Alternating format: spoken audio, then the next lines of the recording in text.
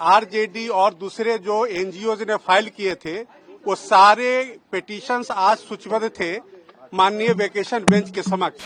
वो बिहार में आने वाले यानी कि नवंबर 2025 में जो चुनाव होना है उसके मद्देनजर किया जा रहा है, ऐसा उनका एलिगेशन था इलेक्शन कमीशन ऑफ इंडिया के ऊपर। उन्होंने यह भी कहा कि आधार को क्यों नहीं कंसीडर किया जा रहा है इलेक्शन कमीशन ऑफ इंडिया के द्वारा।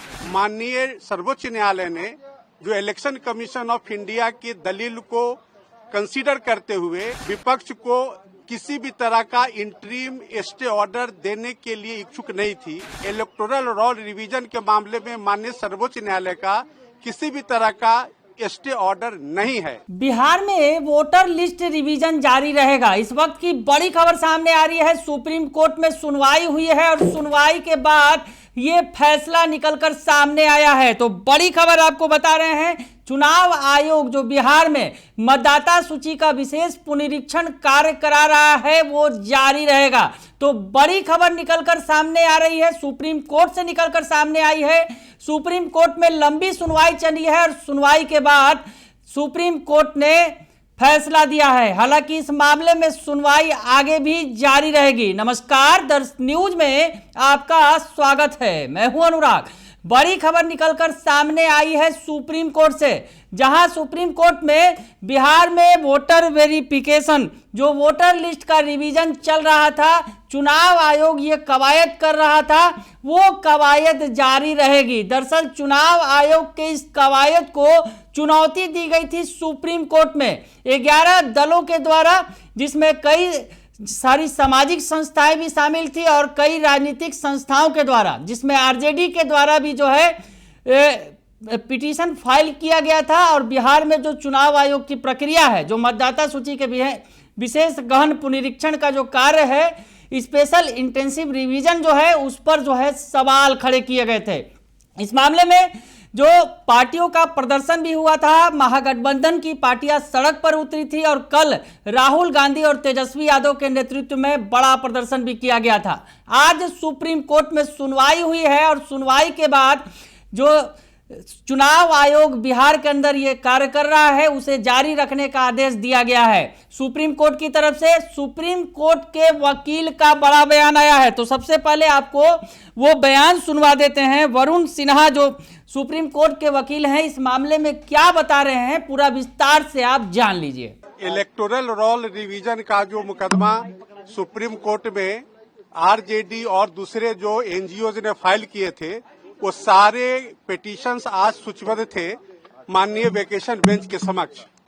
उस सारे मामले पर सुबह 11:30 बजे से सुनवाई अब तक चली है और पिटिशनर्स का यह कहना था कि जो इलेक्टोरल रोल रिवीजन की कार्रवाई इलेक्शन कमीशन ऑफ इंडिया के द्वारा बिहार के अंतर्गत किया जा रहा है, वो बिहार में आने वाले यानी कि नवंबर 2025 में जो चुनाव होना है उसके मद्देनजर किया जा रहा है, ऐसा उनका एलिगेशन था इलेक्शन कमीशन ऑफ इंडिया के ऊपर। उन्होंने यह भी कहा कि आधार को क्यों नहीं कंसीडर किया जा रहा है इलेक्शन कमीशन ऑफ इंडिया के द्वारा, लेकिन उनके तमाम दलीलों को झुठलाते हुए इलेक्शन कमीशन के तरफ से माननीय राकेश द्विवेदी सीनियर एडवोकेट साहब ने स्पष्ट शब्दों में कहा कि जो भी कार्रवाई इलेक्टोरल रिफॉर्म का चल रहा है वह संविधान के दायरे में है और रिप्रेजेंटेशन ऑफ पीपुल एक्ट की जो धारा 21 है, सब धारा 3 और 4 के हिसाब से चल रहा है, इसलिए उसमें कहीं भी किसी तरह की इलीगलिटी नहीं है।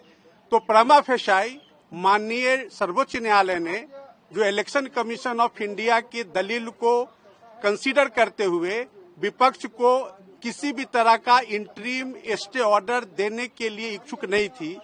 माननीय न्यायालय के मूड को भांपते हुए पिटिशनर्स ने अपने स्टे एप्लीकेशन को आज प्रेस नहीं किया है और इस तरह से इलेक्टोरल रोल रिवीजन के मामले में माननीय सर्वोच्च न्यायालय का किसी भी तरह का स्टे ऑर्डर नहीं है।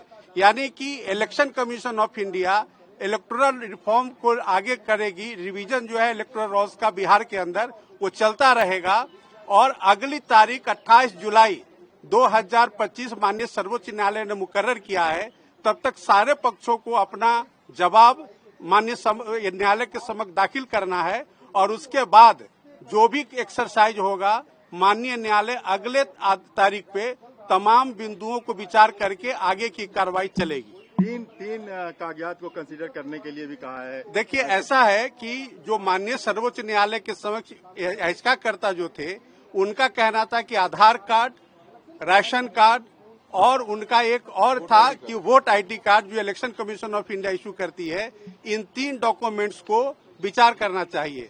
माननीय न्यायालय ने कहा कि अगर इलेक्शन कमीशन चाहे तो इन डॉक्यूमेंट्स पर भी विचार कर सकती है। ऐसा उन्होंने आज अपने आदेश में लिखाया है। मैंडेटरी नहीं है? नहीं, ये बिल्कुल मैंडेटरी नहीं है। उन्होंने कहा कि जो वर्ड यूज किया है माननीय अदालत ने कि मे कंसीडर, तो वो कंसीडर करेंगे। अगर उनको उचित लगे कि ये कंसीडर करने के लायक नहीं है तो वो रीजन के साथ खारिज कर सकते हैं। तो सुना आपने कि सुप्रीम कोर्ट के वकील वरुण सिन्हा बता रहे हैं विस्तार से इस पूरे मामले में कि क्या कुछ सुप्रीम कोर्ट की तरफ से जो सुनवाई हुई है उसमें क्या फैसला लिया गया है।